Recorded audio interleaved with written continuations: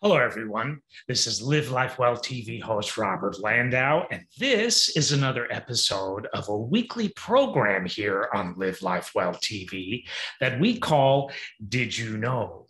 If you've been watching the last, I don't know, about month or so, let's say 4 to 5 previous episodes of the show, on Live Life Well TV, you will know that more often than not, we dedicate an entire episode to a Hollywood movie blockbuster, one movie blockbuster per episode. And this episode is no different. We're going to take a loving trivia look at the all-time blockbuster motion picture, West Side Story. Stay tuned.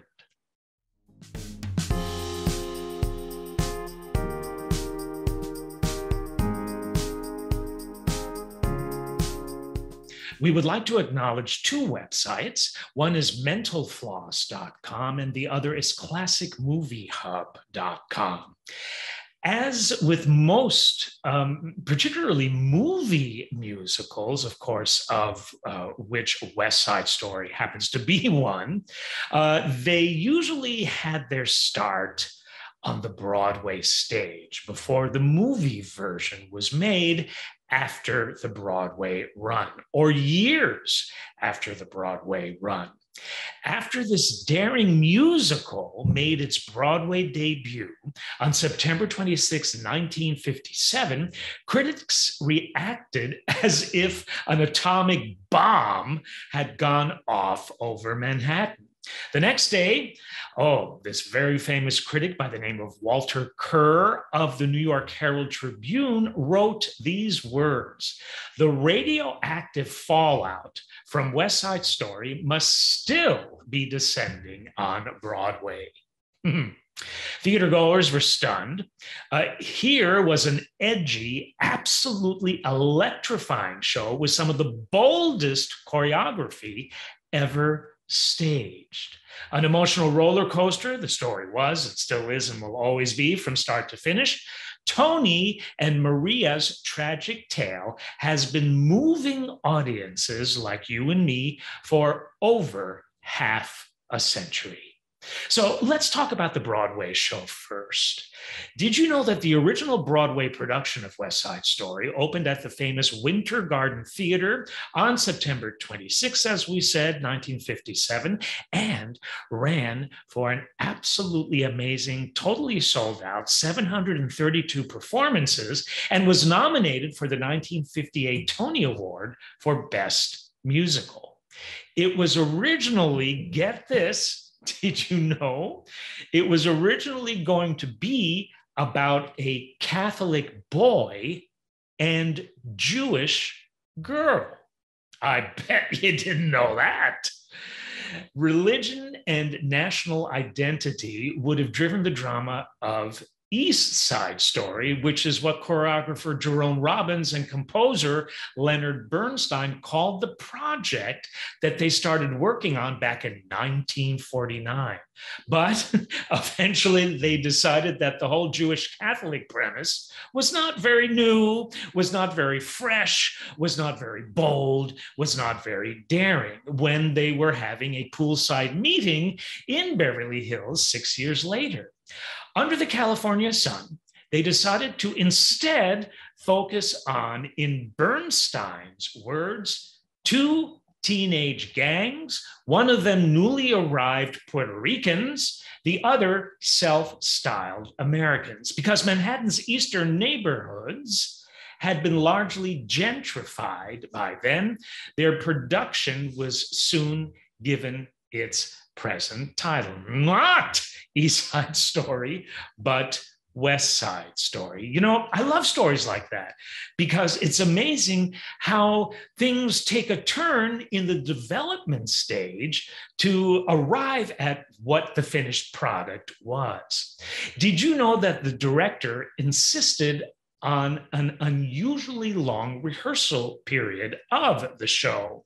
Before opening night, your average 1957 musical cast was only given 4 or 5 weeks worth of rehearsal. Jerome Robbins demanded the choreographer um, 8 weeks. We ain't taking this 4 to 5 stuff. He said we had a lot of work to do, with the show's intricate dance sequences really requiring extra time, extra precision, and extra attention.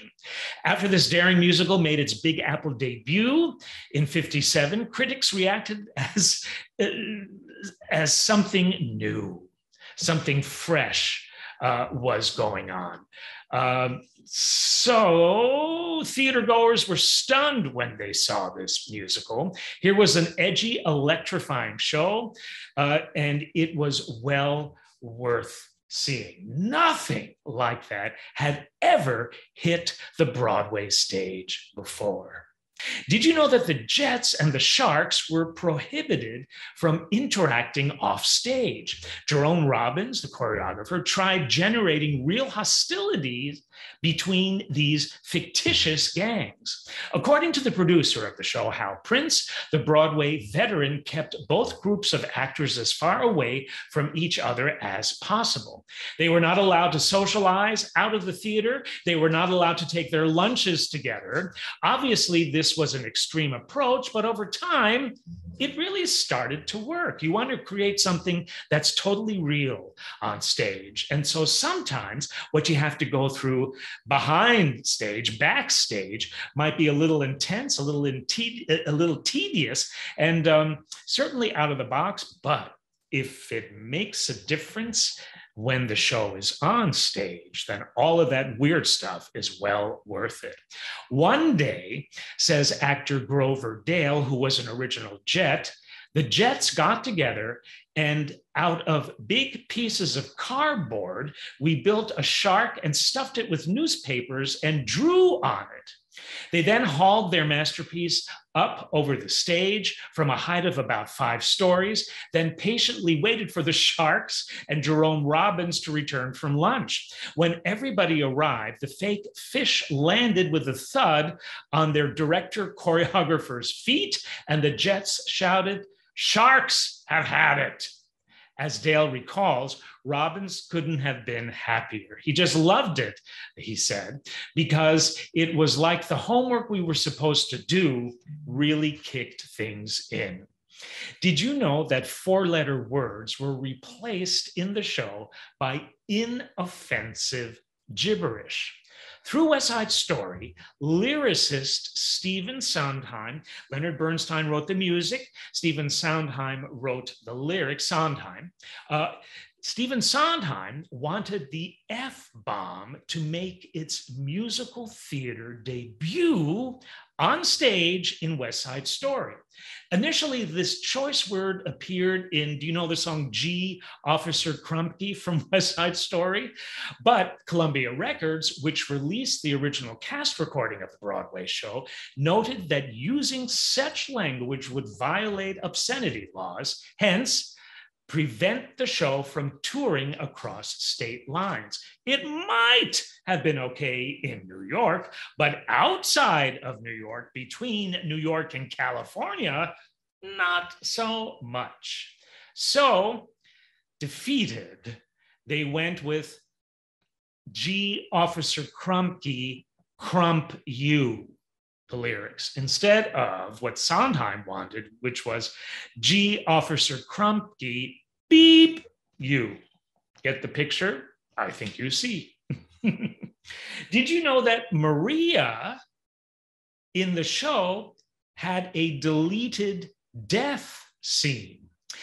Now, of course, West Side Story is based on Shakespeare's Romeo and Juliet. Shakespeare may have killed off both title characters in his play, Romeo and Juliet, but one of the West Side Story's star-crossed lover lives, of course, to see the final curtain drop, Maria.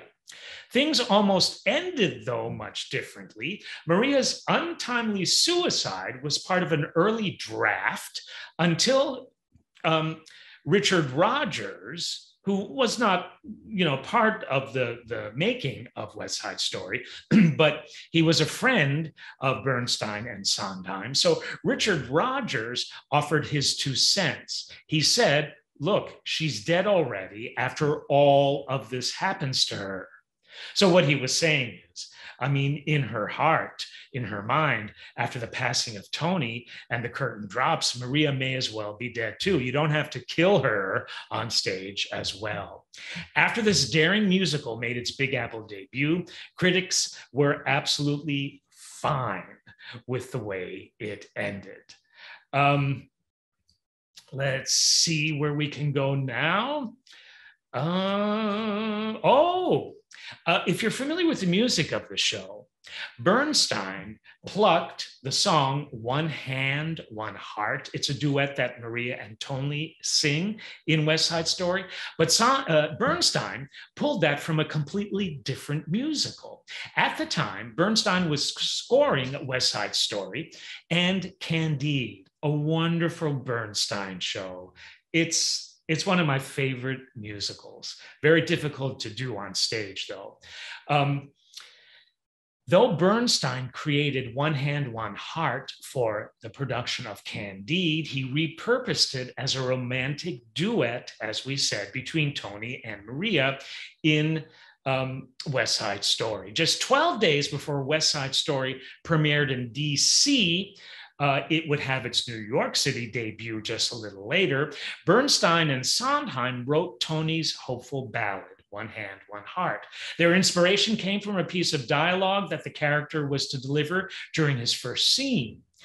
So yes, Bernstein originally wrote that song, but Bernstein and Sondheim, of course, refashioned it and popped it into West Side Story, and it was a perfect number for that moment in the plot. I know Candide very well. I suppose it would have worked in Candide too. Of course, the lyrics would have been different, but boy, is it a perfect fit for West Side Story. So let's talk about the movie West Side Story before we close this episode of Did You Know?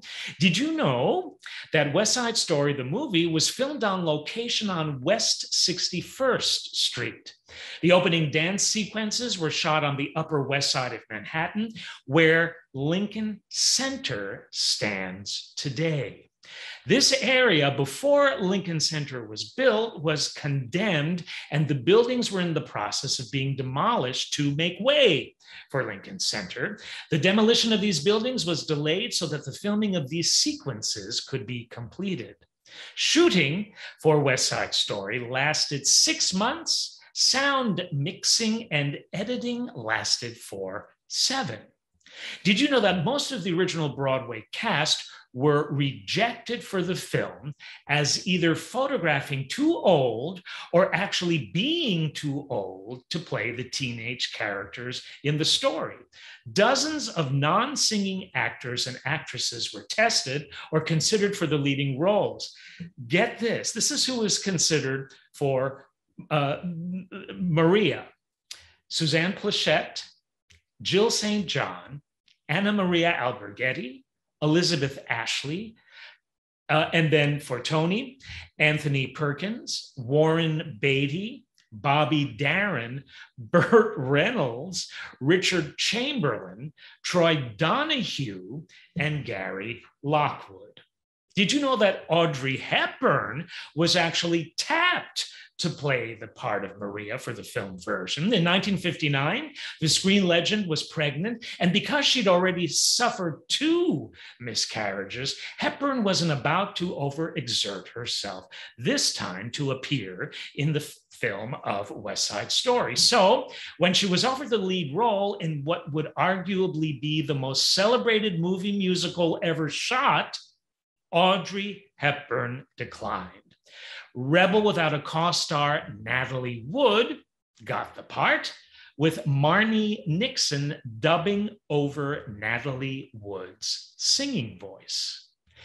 Did you know that during the entire film production of West Side Story, the actors wore out no less than 200 pairs of shoes, applied more than 100 pounds of makeup, split 27 pairs of pants, and performed in 30 different recording sessions for the film? Did you know that the lyrics to the song America were substantially changed for the movie? There had been complaints that the Broadway version was too belittling to Puerto Ricans, in that the song mainly ridiculed Puerto Rico and Puerto Ricans. I still think in the movie it still does, but that's part of the story. The movie lyrics emphasize the racism and discrimination that Puerto Ricans were subjected to in America. So, did you know that Natalie Wood was really upset when she found out that Marni Nixon was going to dub her voice for the singing parts? To that end, Rita Moreno, who played Anita, her singing voice was dubbed by Betty Wand only for the tune A Boy Like That, since it was below Rita Moreno's range. Moreno did sing in the movie America and the quintet number herself. Did you know that throughout the movie, Natalie Wood wears a bracelet on her left wrist, not for any aesthetic reason? It's really interesting. She wore it because she had injured her wrist on a scene while she was filming a scene of the movie The Green Promise, when she happened to fall on the bridge that collapsed during the severe rainstorm, causing an unsightly bone protrusion on her wrist. She wore the bracelet to hide the injury. It became her trademark in all of her movies. Did you know that the 1962 Columbia Records soundtrack release of West Side Story commanded the #1 spot on the Billboard Popular Albums chart from May 5th through June 16th, and again from October 6th through October 13th of 1962? Did you know that West Side Story's 1961 cinematic adaptation set an Academy Awards record? 7 months after its release, the flick brought home, get this, no less than 10 Oscars, including Best Director, Best Cinematography, and even Best Picture. Thus, it won more than any other movie musical had ever won in Academy Awards history. And I think that that distinction still stands. Did you know that it was the second highest grossing film of 1961, coming in just behind 101 Dalmatians? Did you know that the film ran in Paris for a grand total of 249 weeks, making it the longest running film in French history? And finally, did you know that a bilingual revival of the Broadway show West Side Story opened on Broadway in 2009? Lawrence, the director-producer, joined forces with producers David McCallum, Jeffrey Seller, and James L. Niederlander to retell the story he'd helped craft over 50 years earlier. West Side Story is based on a story crafted by Mr. Lawrence. This time, Lawrence leveled the playing field for this revival. He said this: "I thought it would be terrific if we could equalize the gangs somehow by letting the sharks speak and sing in their native language, which of course is Spanish, during large chunks of the musical." Mr. Lawrence hoped to do exactly that, balance out the playing field a bit more. Like the original, after a run in Washington, D.C., this revival moved to New York, where it ran for an astounding 748 performances, wrapping things up on January 2nd, 1911. And that, my dear friends, is a bit of Did You Knows about the amazing, iconic movie, West Side Story. Thank you so much for tuning in. This has been Robert Landau, Live Life Well TV host.